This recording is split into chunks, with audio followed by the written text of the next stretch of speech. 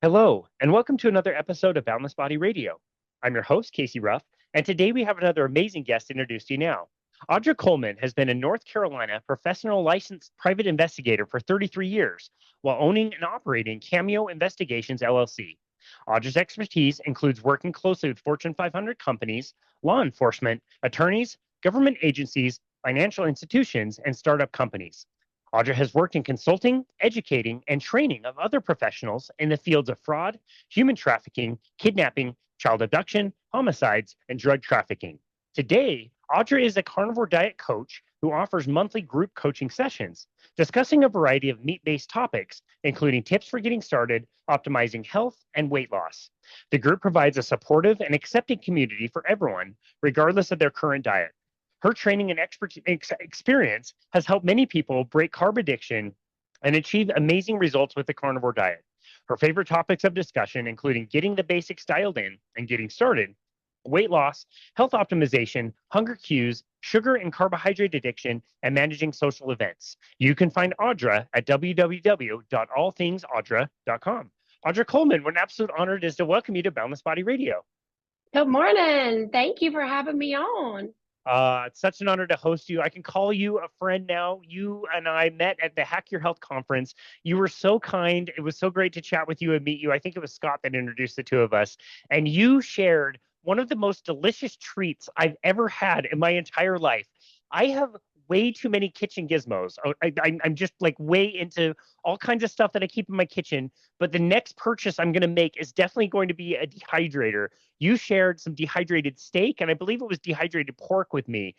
And that was amazing. That was so good. Will you sell me and the listener on why everybody needs to go out and buy a dehydrator? When I started Carnivore 3 years ago, I noticed that times, I don't always have time to cook, or maybe I'm traveling, like I met you at Hack Your Health. I'm always going to have a bag of dehydrated meat with me on the plane, in my hotel room, because you never know. It's hard to get clean meat, and maybe I don't have time to run out and get it. And sometimes I don't have time to cook or things of that nature. So a lot of times I will buy my pork loin at the local butcher. I freeze it, I slice it frozen, and then I put it in the dehydrator for 12 hours, sprinkle some salt on it, walk away, set the timer, come back, and it's done. And for me, it's been a game changer. Same thing with like purse bacon. That's what we call it, purse bacon.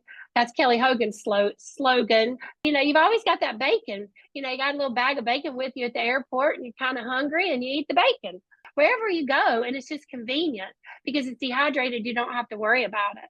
It's amazing. It was so tasty. You mentioned pork loin, and you mentioned other kinds. I've seen the video where you're making it out of ribeye, which I also tried, which was absolutely delicious. We have so many more brands available to us now as carnivores than we did several years ago. There's been a lot of startup companies that are offering things like dehydrated meat, and I really love and respect that. It's really great, but they're also, oh my goodness, they're so expensive. When you say pork loin, I mean, that's something I can go buy at my store for a few bucks a pound. It's really, really inexpensive. Do you find that doing your own dehydrated meat has saved you just tons of money? Yes, tons of money. So first off, if someone is interested in dehydrated meat, a lot of the beef jerky that's sold in grocery stores and convenience stores and all that, you have to be really careful because there's a lot of sugar in it. It actually has carbs in it. So meat does not have carbs in it. So to buy something like that is counterproductive for your carnivore lifestyle. But anyway, for mine, like I said, I'll go buy a really large 6 to 8 pound pork loin, the big, huge pork loin. I'll cut it in 3 or 4 chunks. I put that in the freezer in a square, like bowl so that it will hold its shape while it freezes. Once it freezes, I take it out and I slice it with a frozen meat slicer. And I have all this linked on my YouTube in my videos to which ones I use on Amazon. So I'll use the frozen meat slicer. I'll slice it really thin, lay it out, and then sprinkle some Redmond's powdered salt on it. And then, like I said, it goes in the dehydrator. I mean, that locally costs me like, I don't know, 250, 260 a pound. It's Wow. extremely inexpensive. But the reason the beef jerky is so high is because meat is high, but when I first started Carnivore, I was buying a lot of the brand name carnivore treats, dehydrated meats, things of that nature.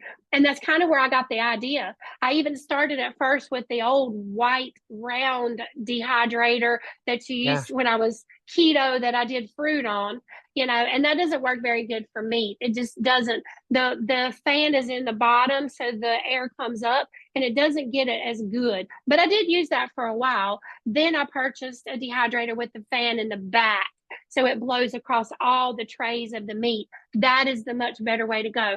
I have that also linked in my videos for Amazon. I do brisket, I do pork loin, I do ribeye, I do hamburger, I do chicken, I do sausage. Sometimes I just do ribeye fat. Like you can buy ribeye fat at your local butcher or sometimes even grocery stores, and I place it there the same way and dehydrate it. And it is literally like carnivore candy. The dehydrated pork loin, you can be a witness to this. It tastes like Lay's potato chips. Yeah. It's that crunchy, crispy with a little salt. And that's Wow. all it is pork and salt. Oh my goodness, you're blowing my mind. Yeah, it was so tasty when you gave it to me. I really do love and appreciate that you put this into a video. I have found this amazing grill that's very much like an auto grill. If you've heard of an auto grill, it's kind of the grill that like Sean Baker will use, where it heats up to like 1500 degrees. It basically puts like the perfect char on a steak. And so for the last like 8, 9 months, I've had like perfect steak basically every single night. It's so delicious. And I've been wanting to put it in a video and show people like how I do it, how I cook it in a sous vide first, and then, exactly how I season it, how I use this grill. It's not very expensive. It was less than $200. And like for perfect steak every night, like so worth the money. But I just resist it so much. Like I resist making my own videos. I don't think I'm going to make them very good. I don't think anybody's going to want to watch me anyway. Is it terribly expensive to get the equipment that you're mentioning, like the dehydrator and the frozen meat slicer? Are those things terribly expensive? Don't quote me, but I'm going to say I think the meat slicer is like $60. Now, keep Okay. in mind, it is manual, it is not electric, and it literally looks like a paper cutter, Oh, like a paper cutter in your office. The dehydrator that I currently have has all metal trays, and it has like 10 or 11 trays. I don't remember exactly. And I think it was like $189, maybe, give or take. okay. There again, when you start figuring up eating any of the other carnivore dehydrated meat out here, and I'm not mentioning any names because I love them all, and that was my thing, as I was ordering so much of it from companies, I could devour that bag in one sitting. That's kind of what got me going on, why don't I try to do this myself? And I did some trial and error with it, and you just need it to be thin. Now, I will tell you this, if you don't have a local butcher, if you can go to Costco sells thinly sliced New York strip, and they sell thinly sliced ribeye. So if you catch it at your Costco, I don't know how much it is per pound, but you can bring that home, dehydrate it yourself, and still save money. And the reason it's so expensive is because meat is expensive, but you can make your own much, much more cost effective. Yeah, wow, that's fantastic. I have definitely learned that lesson over the years of like preparing my own food. It's like, yes, there is an upfront investment. If you want a really good pan that's like truly non-stick that you can cook eggs on forever, it's going to cost you a lot of money, more money than just your run-of-the-mill kind of pan. And like my sous vide, and again, like the grill that I got. And another really good example is like my vacuum sealer. Like my vacuum sealer was like $200.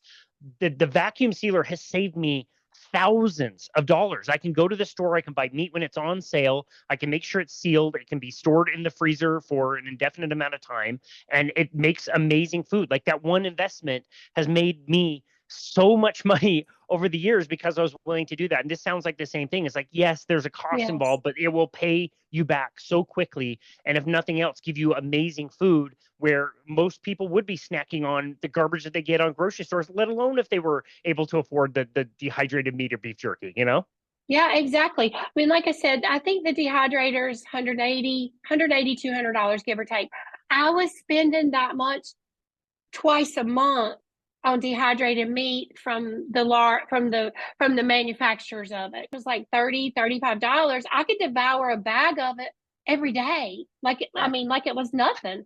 And Yeah. that starts really adding up. $30 a day, even twice a week, that's $60 a week times four, that's $240 a month. and it's really not that much. It's not even a pound of meat. For me, it was kind of a no-brainer. And it really sounds like a lot of work, but it's not. I can load both of those trays. I can cut up pork loin. I can get it ready, season it with some salt. And sometimes I use Slap Your Mama, by the way, because that's like a seasoning from Walmart. It's real clean. But I can do that in like maybe 30 minutes. And then it'll make like the pork loin chips, it'll make 4 to 5 gallon Ziploc bags. So I Wow. just stick them in the freezer and then I pull one out when I need it. And I've always got them in the freezer because I'm here to tell you, when they lay on the counter, they will be eaten. They are that good. They're just very addicting. But I do it at 160 degrees, give or take. My one of my dehydrators only goes to 159, but I do it at 160 degrees for 12 hours. Even though the pork loin is crispy faster than that, it's usually crispy at about 6 or 7 hours. I let it roll the whole 12. That way it dries it out good. I know I'm going to get a good crisp on it. And it is literally like a potato chip crispy. Oh my gosh. It's really, really good. And the same thing with the brisket. I've done brisket and ribeye before, take it out and think, you know what, this needs a little longer, go a couple more hours. It's kind of a trial and error, but it's really, really simple. And if it's not crispy enough, just run the dehydrator longer. You That's don't great. ruin it. I see. Got it. Okay. And even I'm familiar with the one that Costco does that you already mentioned. I want to say it's around $13 a pound. And I want to say it's about a quarter inch. Is that too thick or is that about right? That's about right. I know Okay. several people who buy it there and who go and do it from like my videos. They're like, I don't have a local butcher, so I'm just going to buy it from Costco. But for me, I do have a local butcher and I have them to basically, I show you in the videos on my YouTube how thin to try to get it sliced at the butcher. But I do all my own pork. I slice my pork, my sausage, my hamburger, my chicken. I slice all those myself. They only slice the red meat for me as far as the brisket and the ribeye, that kind of thing, Got and it. the New York Okay. strip. Got it. This has been just about the most educational 15 minutes of our podcast we've ever had. I really, really appreciate it. It sounds really good. Again, it sounds like an investment in equipment in the beginning, but that will definitely pay you back in what you get afterwards. Now let's go back and learn about you and your story now that we've learned about your amazing dehydrated meat. It sounds like from what I know about your story, you have been through the ringer as far as weight loss in particular. It sounds like you've done pretty much every diet under the sun. Has weight loss always been kind of a goal of yours? Yes, and the reason being is because I could lose weight. I could lose weight, no problem. But every single time I would lose weight, I would find my way back to sugar, sugar, sugar, sugar, and more sugar. For me, I don't care anything about bread. I don't care anything about pasta. I don't even really care about carbs. But you talk about dessert. Bring me the biggest, baddest, nastiest dessert you got, and don't bring no extra spoons because I don't want to share it. So I would always lose weight and do really, really good, but I could never keep it off because I would go back to the sugar addiction every time. And then, of course, here would come 5, 10, 15, the pounds would start to creep back on. And it's like, okay, oh gosh, here we go again. What are we going to do this time? What kind of diet do we want to do this time? One of my all time favorite things was white chocolate Reese's and cake icing. Some people call it frosting. I've actually stopped at the baker before at our local bakery, gotten like a little bathroom Dixie cup full of icing with a spoon. And Wow. that's what I would eat. I would eat it until I was nauseous. And then I would wait till the nausea went away and then I would eat it again. So I never realized sugar was an addiction. I thought addiction was drugs, alcohol, cigarettes, things of that nature. It never occurred to me that sugar was an addiction until you take it away. When you take it away, you realize how addicted you are to it. And I was very, very addicted to sugar. So for me now, it will be 3 years. September 1st will be 3 years carnivore for me. And this is the first thing in my life that I have been able to sustain the weight loss, continue to lose weight. And for me, it's not as much about the weight loss now as it is being the healthiest me I can be. I no longer crave sugar. And all those years, I would still crave sugar because I never gave it up. Yeah. It's so interesting because a lot of people hear about carnivore and they think that it's so restrictive. But what you're describing is like, yeah, you're restricting the number of foods that you can have, but in a way, it's so unrestrictive because you're not chained to those other things, like the sugar addiction, for example. It was a really uncomfortable realization for myself as well. Like, I thought I could moderate foods, and it turns out that I really couldn't. And if I had a little, I would have a little bit more. And so, in that way, yes, carnivore sounds like it's a very restrictive diet, but it's really not because it's the most freeing diet because it liberates you from that sugar addiction. Is that what you found as well? Yes, most definitely. You have people who are moderators and you have people who are abstainers. Okay. I am not a moderator. Okay. If I buy a pack of white chocolate Reese's, okay, I'm not happy till the bag is empty. And, I know people who can eat one white chocolate Reese's peanut butter cup and they put the bag up and they forget it's there. Oh, no, not me. No, that bag calls my name. Hey, I'm still over here. Come get another Reese's cup because I no longer consume sugar. So therefore, I do not crave sugar. The people who say, oh, well, I don't crave much sugar, but I love bread and I love pasta, that's pure sugar. But you Yep. don't realize that until you go into an elimination diet. And as far as carnivore being boring, carnivore is not boring. I mean, I eat eggs, I eat sausage, I eat pork, I eat bacon, I eat ribeye, I eat brisket, I eat salmon, I eat fish, I eat shrimp. I mean, there's people say, "Oh, what do you do about sides?" Well, you have a side of eggs or a side of deviled eggs, or I mean, you can have two meats, and there's your two things. Some steak with a side of shrimp. For me, it is not boring. For me, I actually crave red meat. Yeah, And me I too. didn't think I could ever say that. I mean, I even had weight loss surgery. I went and had weight loss surgery. That was a complete nightmare. I ended up with 2 leaks. I was in the hospital for 8 weeks. I should have been there 2 days. I was in PO for 21 weeks. So I had a PICC line in my arm, which actually pumped 1,600 calories a day of nothing but pure sugar into my body to live off of until I could eat again because I had 2 holes in my stomach. Had I known about carnivore, would I have done that? Absolutely not.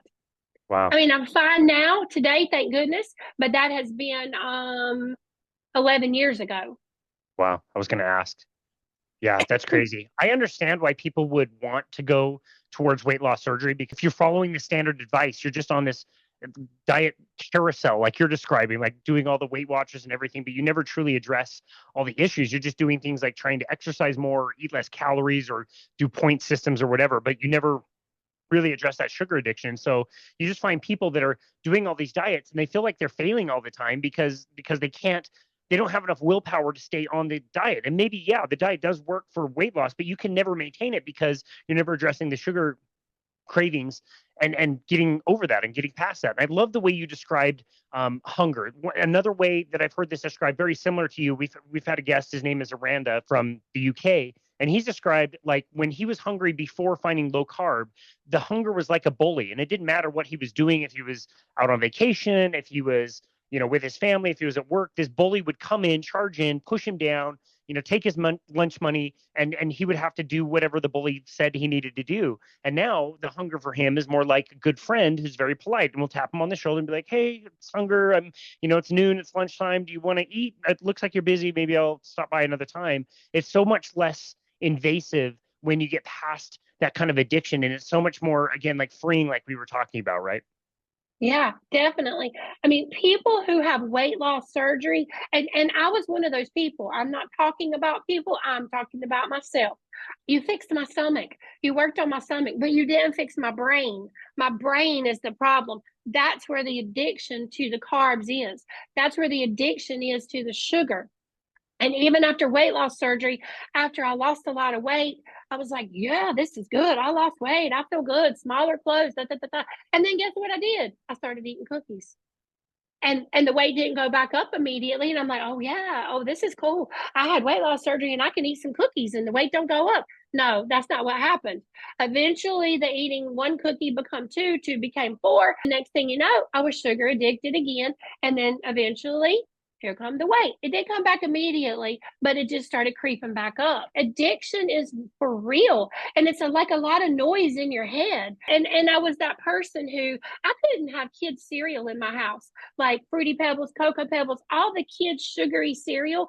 I was not happy until the box was empty or the roof of my mouth was raw, whichever come first. For me, I did not realize what my true addiction was until I found Carnivore. I started watching Kelly Hogan, and she was talking about at the time eating meat for 13 years or 12 years, whatever it was. And I think she's up to 15 now. But I was like, what is this girl talking about? Eating meat, and that's all you eat, and all your sugar cravings go away. I'm going to have to look into this. So I started binge watching her. I started binge watching Dr. Barry, started looking into the steak and butter gang, and I started listening to all these people. And I'm like, you know what? I got to give this a go. I got to see if this will cure my sugar addiction, because I really never thought there was a cure for it, but there is. So I was going to ask you that specifically, actually. When you found the carnivore diet, were you looking for it as a weight loss diet, or were you looking for it specifically to get over sugar addiction? Oh, dude, I was looking for weight loss all my life. What's the latest, greatest fad? Believe it or not, I actually gained 25 pounds in order for my BMI to be high enough to have the weight loss surgery. Okay. Oh, wow. Yes, I was that desperate. So, yes, when I found Kelly Hogan, I was just surfing around, sugar addiction, how to stop sugar addiction, how to quit eating sugar, how to help with it. And I found it. Well, then when I found her, that's when I found out about Carnivore. So then I started researching Carnivore, and then I found Dr. Barry, and I'm like, oh, there's these groups. Do I need to be in these groups? Well, I started joining groups, and then being around like-minded people, hearing what other people were struggling with, how they got off the sugar wagon, how they were able to stop the sugar addiction. And the more I heard of it, the more I wanted. The more I learned, the more I wanted to learn. The more I learned and the more I saw the results, the more I wanted to help other people. So that's where the coaching came involved. If I'm able to help one person, if I'm able to change one person's mind about weight loss surgery, if I'm able to change one person and help them get off the sugar bus, then I have accomplished my goal. I love that. That's amazing. Now, I've heard a lot of people talk about sugar addiction, and they talk in ways like there's techniques to like distract yourself, or pick up hobbies, or when you experience a sugar addiction, there's things that you can do. And I understand and I appreciate those things, but I found really the only thing that I can do with my own sugar addiction, to whatever degree I have it, is like I just have to abstain. Like there's no other way of like kind of distracting myself or something when I'm having a sugar addiction. I have to realize that is not on the table for me anymore. I can't have any of it. Anytime I drift off of that and try and experiment, I always eat way too much. What have you found as far as like helping people with that sugar addiction, as far as like practically speaking, like not getting into the sugar? Is it almost as simple as like, look, you have to see this as a chemical and not a food, and it's off of your table completely?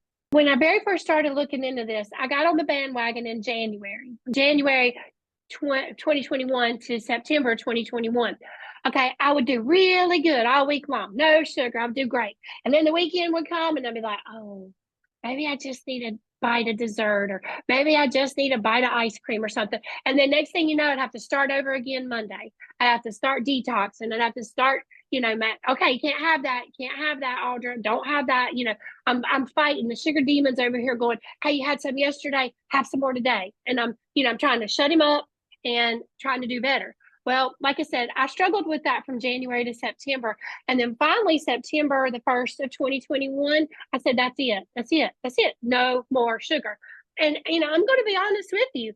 At that point, I wasn't having very much sugar. So if someone were just going to go cold turkey, standard American diet over to carnivore, it's going to be tough. I'll be the first to tell you, it's going to be tough. If you start eliminating the sugar a little bit, eliminating the carbs, is going to make it a little bit more of an easier transition. But at some point, you just got to rip the Band-Aid off. You just got to rip the Band-Aid off and go without it. And if you're having a sugar craving, and you can go outside and take a walk, or you can go listen to some music, or you can clean out a junk drawer, just find something for a few minutes to take your mind off of it. Because here's what happens with cravings. Cravings are like waves in the ocean. Okay. The waves come and they hit the sand. Okay. And then they come and they hit the sand and they hit the sand. And these are your cravings for sugar. But if you wait 10 or 15 minutes, the waves will subside, and then they're nice gentle waves. So I tell people cravings are like waves. If you can just hold out, just say to yourself, okay, I'm going to wait 30 minutes and I'm going to go do this, and it's going to be fine. And normally speaking, if you go occupy your mind for a little while, the craving will be like a wave and it will literally go right back out to the ocean and you'll be fine. But yeah, it's tough. It's tough in the beginning. I mean, I've eaten sugar all my life. I'm 56 years old, and we grew up on sugar. Oh, you've been good. Let's go to the store and get you some candy. Oh, you've been good. Let's have birthday cake. Let's have icing. Let's have Kool-Aid with 5 pounds of sugar in a gallon. Not really, but, and obviously I live in the South and we had sweet tea forever. Sweet tea was what everybody drank. So it's hard. It's hard to get off sugar, but being around like-minded people, getting other people on board who support you, who help you to avoid the sugar, avoid the foods. Best thing to do is clean out your house, clean out your pantry, get rid of it all, and then it's not there. Because if you bring it home and you are not a moderator, it's going to be a temptation. I have to be an abstainer. Me too. No, the last time I brought a jar of peanut butter into my home that was just peanuts and salt. It wasn't anything added. It wasn't, the peanut flavored jam that most people think of when they think of peanut butter. It was gone in 2 days. Like I couldn't stop myself at all. And again, it was just peanuts and salt, and I couldn't stop it. So I definitely appreciate that. Unfortunately, you lost all credibility when you said that you're 56 years old. That's absolutely not true. You're not 56. I can tell you that. And listener, just from listening to your voice and your energy, they know you're not 56. So sorry, but that's not true. Not at all. Thank you. You're so kind. I do want to ask you if you take, I don't know if take issue is the right word, because again, this does work for some people, but the message of the sub kind of faction of carnivore that we hear about, that we call it maybe animal based, which right off the bat, I get a little annoyed that we're all like kind of squabbling about what defines a carnivore diet, when I think just like if you're eating mostly animal products and you decide like what amount of plant products you can bring in that you can do safe is fine. In my experience, the subset of people that do quote unquote animal based, that are doing mostly meat, but they're doing tons of fruit, they might even be juicing fruit, they might be doing lots of honey. In my experience, I found that people go to carnivore because they can't handle a lot of other things. Like I don't find a lot of moderators that eventually make it to carnivore. I find mostly abstainers that have to do carnivore because if they have a little, they're going to have more, they're going to have more, they're going to have more. That's kind of how I am. And so again, the subfaction of carnivore that's like, we're animal based, we eat mostly meat, but we also eat tons of fruit. In my experience, that doesn't work for a lot of people because that eventually leads them back into that carbohydrate addiction. I'm assuming you found the same kind of thing. Yes. Like I said, for that January to September, I mean, I would try really, really hard. I'd be so good all week long. And then on the weekend, I would have like an apple with some peanut butter, because I used to eat peanut butter on a spoon. Okay. Yeah. People say, "Why do you like your peanut butter on a spoon?" I just need a spoon. That's it. I didn't eat it with celery, or that would be ruining my peanut butter. You know what I'm saying? And I don't eat jelly with peanut butter either, because I just like peanut butter. But for me, I really, really had to learn to be an abstainer. And for me, the thought of having some apple or having some banana or having an orange or something, for me, that no longer appeals to me. Number one, I do not crave that food, and I do not wish I could have that at all. Like you said earlier, the tap at the door, the hey friend on the shoulder, I know it's there, but I have no craving for it. And honestly, I'll be honest, I was at a party recently where they had cupcakes for a birthday party. And they're like, "Oh, you're really not going to have a cupcake?" "No, I'm not." And they're like, "Well, you're carnivore, but does that mean you're never going to eat a cupcake?" "Pretty much." And she's like, "Well, just have half of it." Okay, who in their right mind eats half of a cupcake? Okay, Right. number one. Exactly. Number two, you don't understand. That is literally like drugs to me.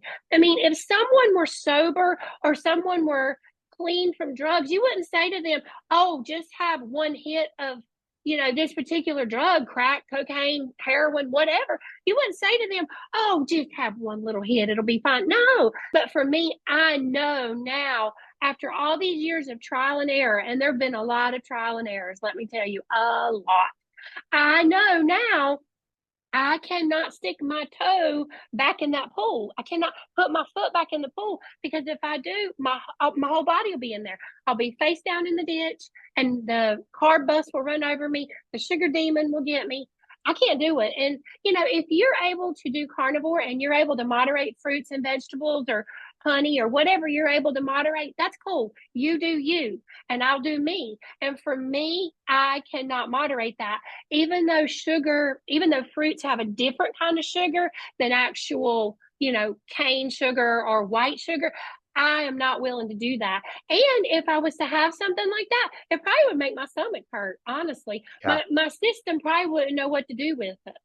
Yeah. No, I agree. And I'm sure we both had clients in the past that are like, they found this way of eating, they really like it, they appreciate it, and then they say like, oh, this weekend is this birthday party or it's Thanksgiving or Christmas. I'm gonna do whatever I want, I'm gonna eat whatever I want. And like, first of all, you're like, okay, well, I don't really recommend that, but if you're going to do it, like, go ahead and try. Most of the time, what I get reported back is not only did the person really not feel good, like this thing impacted them so much more than it maybe did in the past. It also might again be that toe in the water, like you said, that gets them back on this wrong thing, and they have a really tough time getting back off of it. But also, I hear a lot of times people start to taste the kind of like chemicals in the food, and it's like, I had the cake and I thought it was going to be great, and it tasted disgusting. It wasn't even as good as I remember it. You become so much more sensitive to those things when you eliminate all that stuff. And again, knowing that might kick you off onto this path that, like, this might be weeks, this might be months, and I know people who it's been years of them never recovering. I just had a client back in last year in the holidays, and she said, hey, Audra, I think I'm going to just do this one particular day for holiday. There's a big family event, and I'm going to eat whatever I want to for the whole day. And I'm like, okay, I would not recommend that, but okay. I said, you've got this sports car and you're putting this fuel in the sports car. It's like race fuel and you're doing so good. And now you're going to come over here and put this crappy gas that's been sitting out behind a barn for 10 years into your race car. How do you think your race car is going to run? And how long do you think it's going to take to get that out of the race car? Our bodies, that's how our bodies are. Well, long story short, she ate everything she wanted to for an entire day. Number one, she was sick as a dog the rest of the night. She didn't sleep at all. She was sick for 3 days, diarrhea. She actually was throwing up. She was very sick. Okay. And when she got over that sickness, guess what? That one day of eating turned into an entire month of eating junk. She went right back to the junk because the brain is such a powerful thing. Even though she had diarrhea, even though she got sick, she still went back and did it again. And then that one day, it was actually Thanksgiving Day. Thanksgiving Day turned into an entire month. Then it was time for Christmas. Then she said, I've got to get back on plan. I got to get back on plan. After today, which was Christmas, I'm going to get back on plan. Well, that carried all the way into January as well. So you have to be really careful because even one cheat meal, depending on who you are and how your body works and how clean your race car is, it lights up your brain. Sugar will light you up. And it don't have to be sugar. It can be bread. It can be pasta. It can be corn on the cob. All those carb things. And for me, I finally have food freedom. I know I cannot go back over there at all. Even down the fruit road, down the carb road, it doesn't appeal to me. I do not have cravings. If I'm wanting something, it's normally hamburger patties. And I do actually crave the pork loin too, because it's really good. It's really and good. bacon. I love it. I wish more people would understand that this diet, again, sounds so restrictive, and people don't think they can go the rest of their life without some of these foods that are staples to them and things that they love. But again, like trying this diet, your desire for them will diminish. You will crave different things over time. I hear the same thing from women all the time that you said, that like, I crave red meat. It seems like a lot of women who just kind of almost culturally just are not exposed to a ton of red meat. Maybe they start out and they're eating fish and chicken, and maybe they dabble with a little red meat. But over time, it's like the women become the red meat savages, and that's the only thing they want because they have had so little of it in their life. It seems like their bodies are just absolutely craving it over time, Mhm. and that's kind of what they want. Like for you, coaching so many people, if somebody is listening to this and they're thinking like, wow, this sounds amazing, I want this food freedom, I want freedom from sugar, how does one get started? What kind of tips and tricks do you give somebody if they want to try this diet? Again, without intimidating somebody to think like, oh, you can never have this food again. It's like, no, no, no, try eating this way. Here's some tips and tricks, and then maybe one day you might not want it. How do you start with people? So for me, I don't say to myself, I can never have that food. I say to myself, I choose not to have that food. That is a choice for me. If you choose to eat honey, that's your choice. For me, I choose not to have that food because I know what would happen. It's not that I can't have it, because I can have anything I want. I'm a grown adult. I can have anything I want. If I want an entire birthday cake, I can go to the grocery store and have an entire birthday cake. I just choose not to do it. And it becomes a mind over matter thing. If you continue to let your lizard brain talk you into these things and talk you into continuously breaking, having one chocolate Hershey's Kiss, having one peanut butter cup or something, you're going to continue to fall into that trap. So I tell people the best thing to do if you're wanting to start this and you want to start it and you're hardcore and you mean it, don't dilly dally. Rip the band-aid off, clean out your cabinets, eat at home, cook your food at home, be prepared, cook bacon, keep bacon on your counter all the time because cooked bacon does not go bad. Crispy bacon on the counter, amazing. Get you some dehydrated meat. Have the things readily available. Don't walk around saying, oh, well, what am I going to eat? And then you go look in the pantry and then there's all this bad stuff in your cabinets. Clean all that crap out. It's crap. And all it's going to do is keep you spinning in the same mud hole. If you want to get out of this mud hole, get rid of the mud and you will begin to move forward, basically. Take all that stuff out of your life, eliminate it, and have the foods that are one or two ingredients readily available. Like I said, boiled eggs, egg salad, deviled eggs, bacon, dehydrated meat, there, frozen hamburger patties. There's plenty of things you can have readily available. Again, it's all about choice. It is what you choose. It's about choices. It's the same way in our life. What do we choose? Do we choose to grow up and have a job? Do we choose to buy a house? Do we choose to be productive? Do we choose to make our life flourish, or do we choose to not do that? It's the choice. And it's a hard choice sometimes. For me, when I started, it was hard. But if you stay on board and you continue to make the right choice, eventually it becomes second nature. Yeah, I love that. And so far, we've only talked about the physical benefits as far as like weight loss, fat loss, that kind of thing. You lost, I believe it was what, 80 pounds, 70, 80 pounds that you were down. And somebody might say, okay, you're talking about a diet, you're talking about weight loss. That's great. That's what everybody wants anyway. But with carnivore, there's always so many other benefits. What were some of the other unexpected benefits that you noticed when you started eating this way? Okay, so it is worth its weight in gold, the mental clarity. Ask anybody who's been carnivore for a while. They will tell you, like I said earlier, I'm 56, even though you don't believe me. I'm I don't believe 56. you. And it's like I'm back in my 20s or my 30s. Like there again, I was starting to get brain fog, cobwebs, and I couldn't think of words and I couldn't think of stuff. And I'm like, what is wrong with my brain? Well, let me tell you what was wrong with my brain. It was sugar overload. The mental clarity that comes with carnivore is worth its weight in gold. I would never go back to standard American diet just because of that one thing. Okay.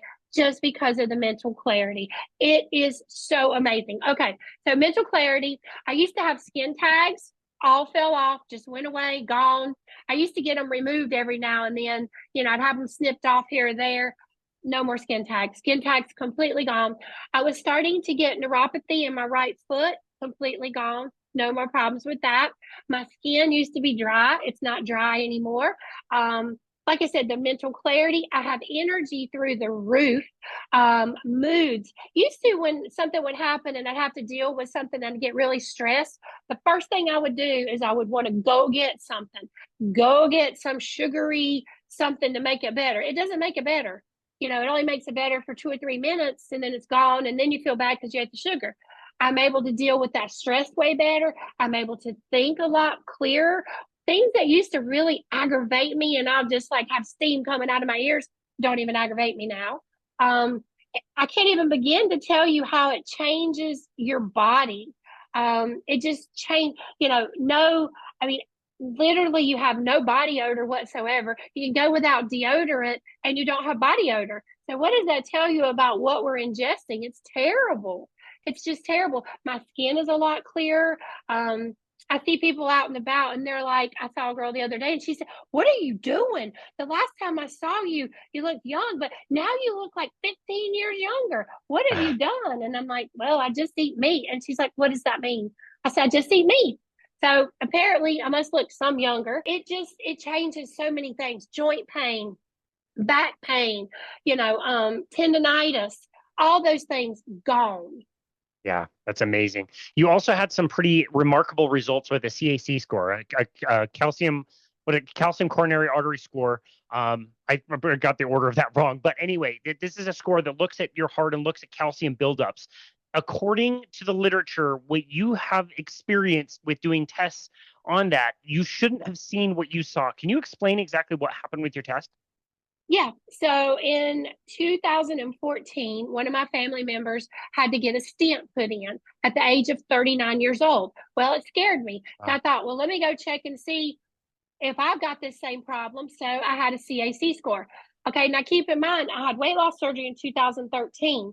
So I was like a year and 9 months into weight loss surgery. Okay. So I had lost like 80 pounds then. So when I had the CAC score done, it was 265 or 68. I'm not sure which. 268, I think. Anyway, and so the doctor was like, well, maybe you ought to think about going on a statin. And I'm like, no, I don't want to do that. Okay. Fast forward into Carnivore now for 3 years, and everybody's talking about CAC scores. So I went this year in January for a physical, and I said, hey, remember when we did that CAC score like 10 years ago? Can we do that again? And they're like, yeah, sure, no problem. But don't expect really good results because that was your CAC score was 268. It's probably gonna be about the same. No, this year it was 16. 16. Everything you read on Google says there's no way to lower it. It's not possible to lower it by medication, by diet, by exercise, by bop, by bop, by bop, by bop. Well, I did. And at that time, when I had it done, I'd lost 80 pounds. So I wasn't even at my heaviest. That's incredible. Everything that I've ever seen says best case scenario, you can maintain this, you can never reduce it. It's funny though, even reading that, like it doesn't surprise me that this has happened. I really feel like once the body is in the proper state, the level of healing that it can do is quite remarkable. And that's such an amazing example of that. So I really appreciate that. Thank you for sharing that. That's so cool. You must have been thrilled to see that score that you were actually able to reverse your CAC score to that level is amazing. We mentioned in the introduction the importance of community. I know that group coaching is a big thing for you and getting people involved. And part of that is doing meetups, which actually you have an event coming up here pretty soon. Can you tell us about this? Yeah, so I was on one of the Facebook groups, the World Carnivore Tribe, and there was a girl by the name of Anna there who said, is anybody interested in co-hosting a meetup? And I said, yeah, pick me in Charlotte, North Carolina. So we were thinking it was going to be, 20, 30 people kind of meet up on a Saturday afternoon at a local park. Well, let me tell you about that. We're up to like 125 people who are coming right now. So it's going to be September 21st from 1 to 4 p.m. It's going to be actually at a park in Pineville. And you can link the Facebook event page to the bottom of this, and then a link to that'll be fine. Or you can reach out to me, which is my Instagram. My Instagram is carnivore private eye. So it's carnivore underscore private underscore eye, carnivore private eye. And Anna Brenner is also one. It's Anna and then Benner, Beener. Um, and like I said, you can link the Facebook. We've got 9 guest people coming who we're going to have like a Q&A session. We're going to have like swag bags. We're going to have our swag bags have like 14 items in them. We're so excited about that. We reached out to people and they just like, we're like, yeah, we'll send it for the swag bags. And we're going to have all these door prizes. Kelly Hogan's going to be there. Dr. Kiltz is going to be there. Raymond Nazon's going to be there. Jessica Reynolds. I mean, there's going to be a lot of us. It's going to be so much fun. So much fun. But yeah, September 21st, and I'm so excited about it. That's great. Yeah, I wish I could make it to that one. That sounds like a lot of fun. How has being in community helped show support with other people? Like, how big of a factor do you think that is? I think it's a huge factor. I have been a life coach for several years. So I do life coaching with people individually as well. We do like 1 hour sessions a week or every 2 weeks in life coaching. And I also do private coaching with people for carnivore as well as a group carnivore session. It just kind of depends. Some people want to be in groups, some people want to have one-on-one, and I'm willing to accommodate people either way. I think it's very important. I think getting support in, you know, listening to like-minded people, listening to YouTube videos, learning more about what you're wanting to do. I mean, how could it not help? It's all positivity, no negativity, no judgment. And everybody struggles. We're all human. So when you reach out to somebody else and you say, hey, can you help me? Yeah, I mean, that's where it's at. I think community is very important. And from in 3 years' time, the carnivore community has grown leaps and bounds from when I first came in. Yeah, it really has. I'm part of Dr. Chafee's book club, and every week we review a different book. And I can go off and read these books. A lot of the books I choose are ones that I already own, I've already read, or I've interviewed the author of the books, and I'm very familiar with the content. But I'm always just so absolutely blown away and impressed by the combined knowledge of everybody in the groups and their different experiences is really inspiring. And I've learned so much, not just again from like reading the content or listening to the content, but listening to other people's feedback and their experience with things. It adds so much value. And if nothing else, it just makes you remember that like you're not the only one out there doing this. When you're in the world that is doing the exact opposite, you just sit around and think like this is not fair. I'm a sugar addict and I can't have sugar. All these people seem to be having all this sugar and it looks good and I wish I could have some and I can't. This sucks. I have to be the weirdo going to, In-N-Out burger and ordering just the patties when everybody else is eating this other stuff that's, was one time delicious. But you get in these communities and you realize you're not the only one. There is help, there is support. People have, experience and stories and all these things that can help you. And so I do believe that community is just so critical. I have met some of the most amazing people in the carnivore community.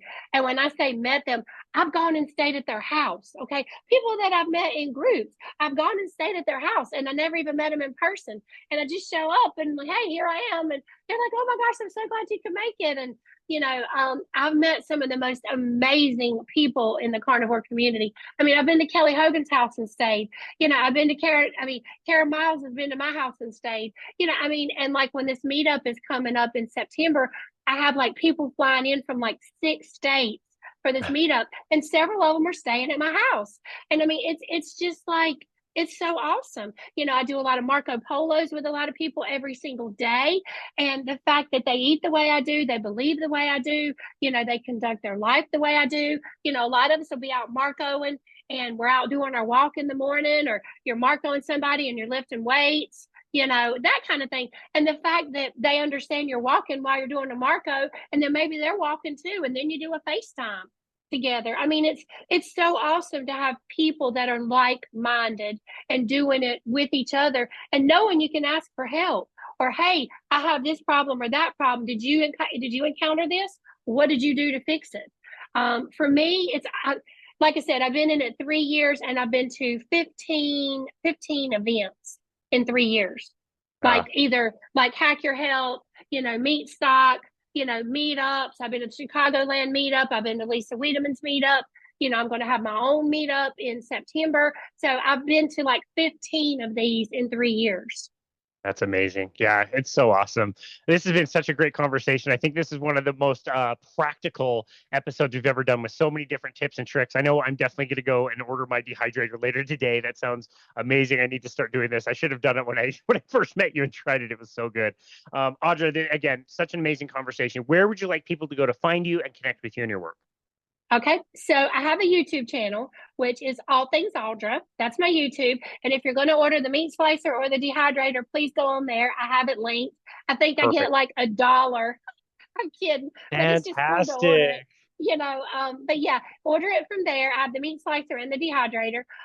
That's my YouTube channel. I'm on TikTok, which is also All Things Audra. And my website is allthingsaudra.com. And then the only thing I have a Facebook page that's All Things Audra. And then the only thing that's different is my Instagram, which is carnivore _ private _ eye. So carnivore private eye. Just had that for a long time. It sounded fun. And I just didn't switch it over to All Things Audra because I am a PI. And like I said, I've been a private investigator for 33 years. I love it. And I joke all the time about carnivore is my side hustle, but it's my lifestyle. It's not a diet, it's a lifestyle. And it works. It works if you do it correctly. You can't just do it for a week. You got to do it.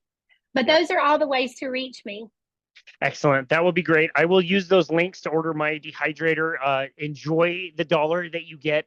Don't spend it all in one place. Um, enjoy your wealth and riches from that affiliate link. I'll definitely use that link. Yeah. Audra, thank you so very much for everything you do. It was so great to meet you in person. It's so great to host you on our show and give us all these practical tips. We're so grateful for you. Thank you so very much for taking the time out of your day to be on our show. We really appreciate you. Well, thank you. And it was so nice to meet you at Hack Your Health in Austin, and so cool for you to have me on your show. And I feel like it's been a great interview. I've enjoyed every bit of it. So have I. This has been a lot of fun. Thank you so very much, Audra. This is great. Thank you. Have a great day. You too. And this has been another episode of Boundless Body Radio.